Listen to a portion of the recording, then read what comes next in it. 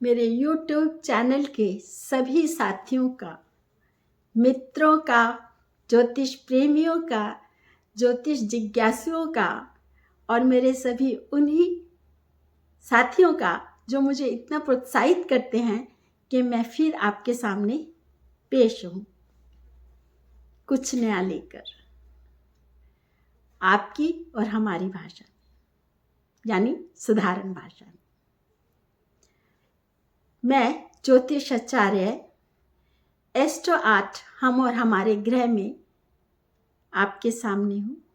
मैं अपने ज्योतिष गुरु श्री के.एन. राव जी की चरण वंदना के साथ आज का विषय लेकर आई हूँ काल पुरुष की कुंडली के 12 भाव हमें क्या कहते हैं, क्या बताते हैं और उनसे हम क्या जानते हैं। मेरे कई साथियों का ये विचार था कि मैं इन्हें बहुत ही साधारण भाषा में बताऊं। पहले तो मैं ये बताती हूँ कि हम काल पुरुष की कुंडली कहते क्यों हैं। काल पुरुष की कुंडली का अभिप्राय हमारी प्रकृति से ही है। प्रकृति का सारे अंग हमारे अंदर हैं।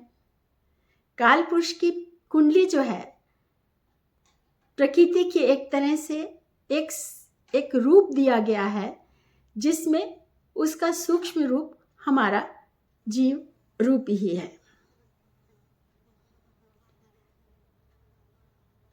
काल पुरुष की कुंडली के 12 भाव हमारे ही शरीर के या हमारे ही इस शरीर के हर अंगों को इस ढंग से बिठा के और उसको बताया गया है। चलिए आरंभ करती हूँ। काल पुरुष के 12 भाव में हम क्या देखते हैं, क्या समझते हैं और हम उसका कैसे विश्लेषण करते हैं। काल पुरुष की कुंडली को समझने से पहले हम आपको बताएं, जैसे कि हमारे धर्म में या सभी धर्मों में ये बात है कि हम जन्म और मृत्यु का चक्र चलता है। एक आयु, साधारण आयु, पूर्ण आयु हम 100 वर्ष लेते हैं, तो हम 4 भाग जन्म से लेके 25 वर्ष तक हम उसको बाल या युवावस्था में रखते हैं। उसके बाद हम गृहस्थ में जाते हैं। उसके बाद हमारा वानप्रस्थ होता है। उसके बाद हमारा संन्यास यानी अंतिम पहर होता है। तो काल पुरुष की कुंडली के यही चारों भाव धर्म, अर्थ, कर्म और मोक्ष के नाम से जाने जाते हैं। काल पुरुष की कुंडली के प्रथम भाव से हम स्वयं का व्यक्तित्व, स्वयं का रंग रूप, स्वभाव,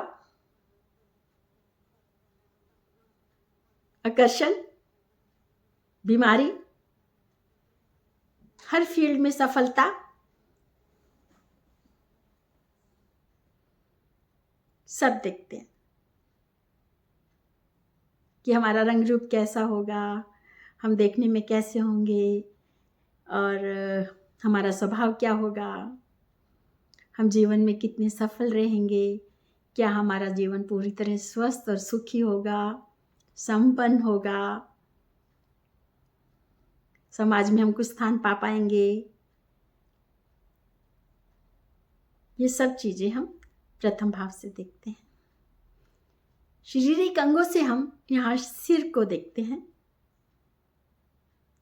माथा, सिर इसी भाव से देखा जाता है। और दूसरे भाव में हम पहले हमने हम आ गए, जीव आ गया। उसके बाद दूसरा भाव हमारा जो अर्थ भाव होता है, उससे हम कुटुंब की दौलत,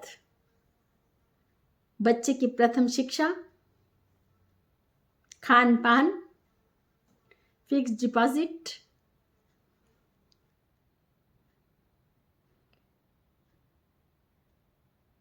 यहाँ से हम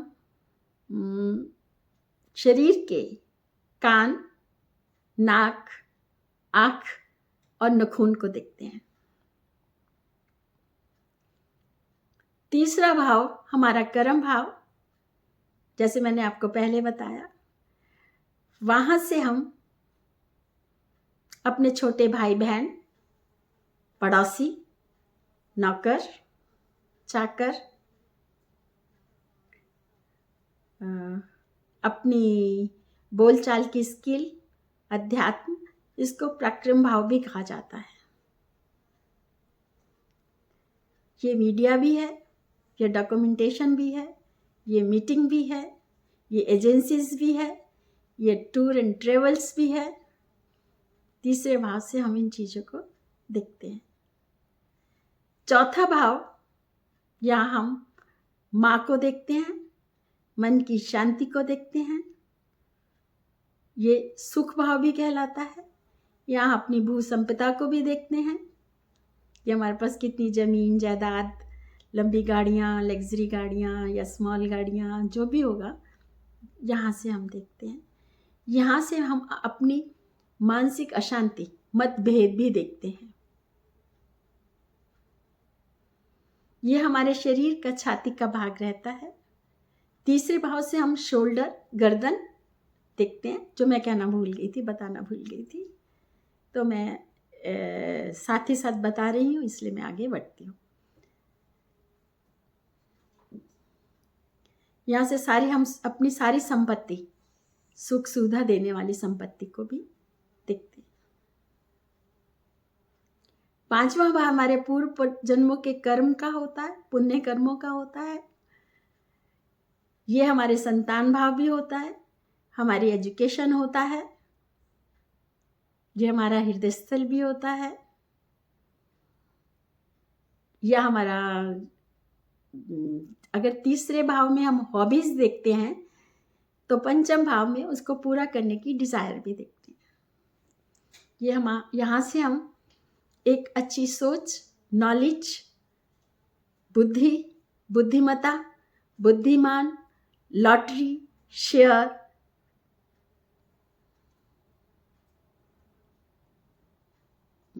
फोटोग्राफी, अपनी हॉबीज को पूरी करने का डिजायर, ये देखते हैं।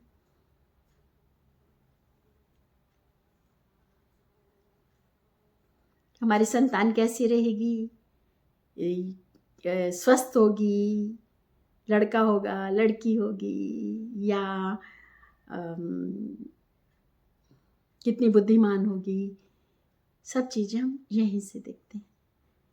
छठा भाव हमारा रोग, ऋण, रिपु, यानी बीमारी, कर्ज और शत्रु,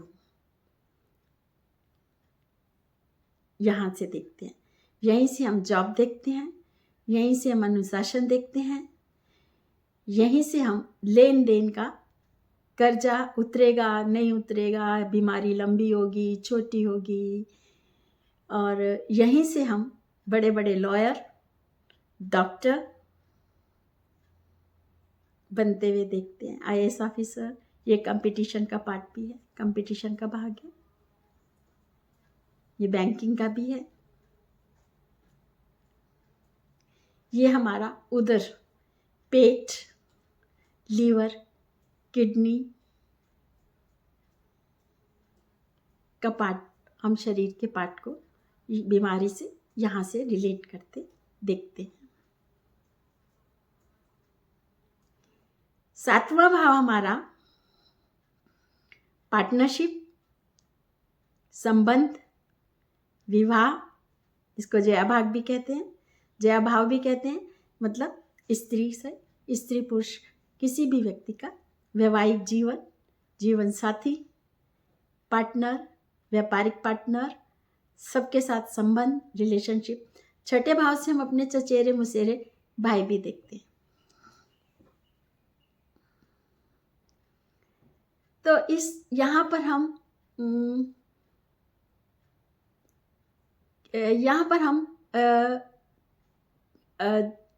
लेन देन, जो एक रिटेल बिजनेस 7वें भाव से हम देखते हैं। वहाँ से आने वाली नगदी जिसको कहते हैं, नगद व्यापार का भाव भी कह सकते हैं इसका। ये देखते हैं कि हमारी पार्टनरशिप कैसे चलेगी, हमारा नगद रिटेल बिजनेस कैसे चलेगा। हम ये 7वें भाव से देखते हैं। हमारा वैवाहिक जीवन कैसे चलेगा, हमारा जीवन साथी हमारा साथ देगा लंबे सफ़र में, दुख सुख में, या बीच में ही छोड़ के इधर उधर लटक जाएगा। आप भी दुखी होगा, दूसरों को भी दुखी करेगा। सो 7वां भाव हमारा पार्टनरशिप, रिलेशनशिप किसी के साथ भी, और हमारी रिटेल बिजनेस और व्यापार का होता है। 8वां भाव हमारी पीड़ा और आयु का होता है।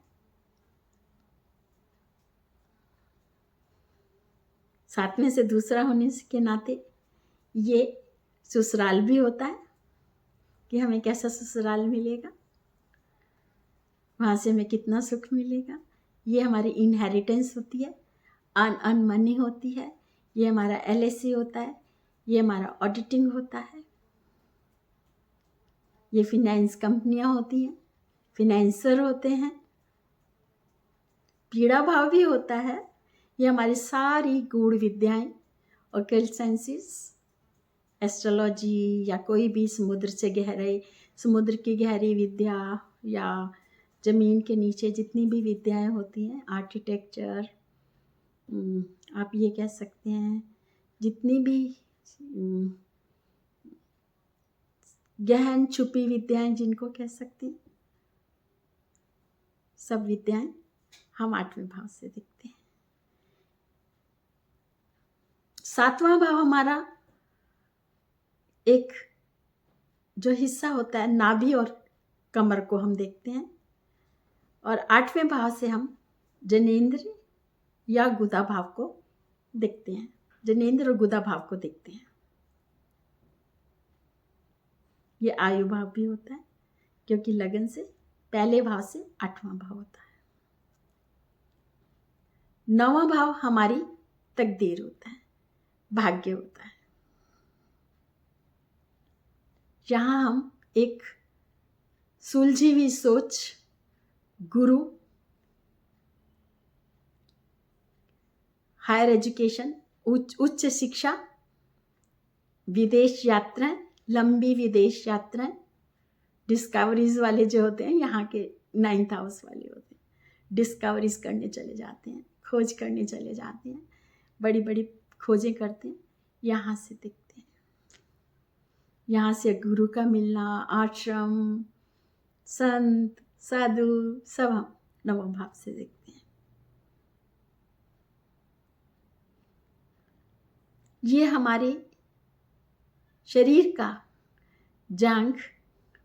जंघा और जोड़ों का रहता है।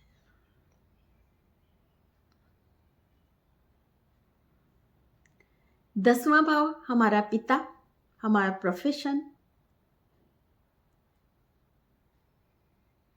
ये सास का भी होता है है ना, मजेदार बात। ये यहाँ से हम सरकारी जितने भी काम होते हैं, हम यहाँ से देखते हैं। गवर्नमेंट कंट्रैक्टर, जितने भी गवर्नमेंट संबंधी जितने भी सारे उच्च राजकीय संबंध या एम्बेसडर, ये सारे हम 10वें भाव से देखते हैं। 10वां भाव कर्म का भाव होने के साथ साथ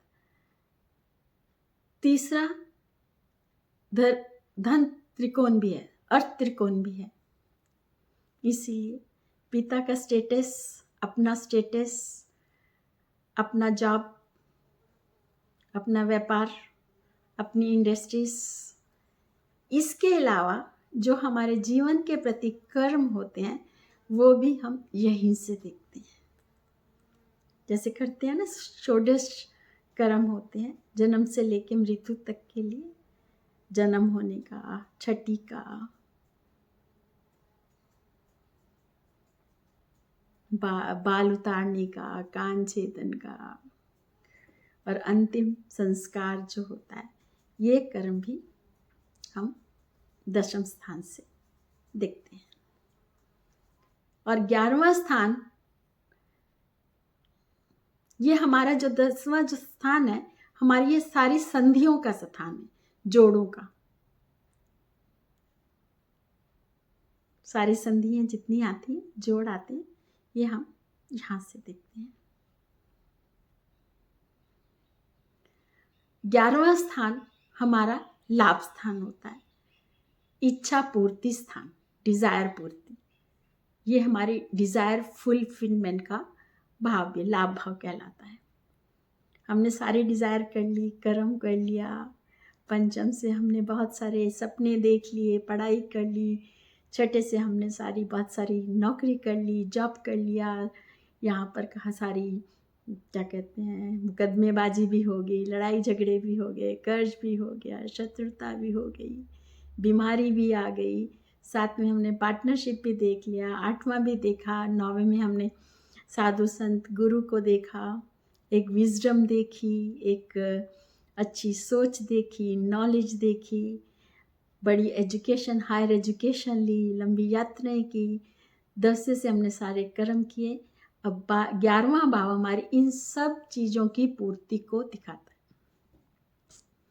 यह हमारा सामाजिक सर्कल भी होता है, किस समाज में हम रहते हैं, कैसे हमारे समाज हमारे मित्र हैं, हमारा समाज है जहाँ से हमारा उठना बैठना है। ये हमारा NGO भी होता है, ये हमारा क्लब, जैसे जितना भी सोशल सर्कल, सामाजिक दायरा होता है, हम यहाँ से देखते हैं। ये हमारा घुटने से एड़ी का शरीर का भाग रहता है। 12वें भाव से हम